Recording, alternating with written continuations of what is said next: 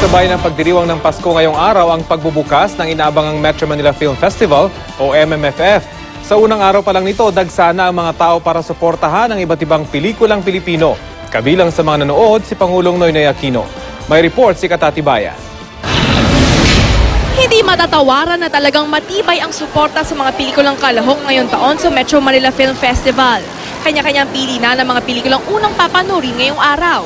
Sabay-sabay naman na dumating sa SM Manila, sina Pangulong Noynoy, kasama ang My Little Bossing stars sa sina Riza May Dizon, Presidential Sister Chris Aquino, at anak na sila Josh at Bimby sa special screening ng MMFF entry ng My Little Bossings.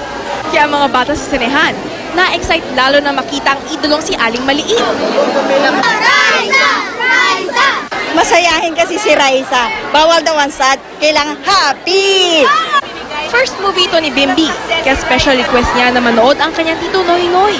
Taos puso ang pasasalamat ng cast sa rami ng tao nakisiksik at inunang panoorin ang pelikula. Thank you po sa nanood ng My Little Bosses ngayon sa number 1. Lagi po kayo manood.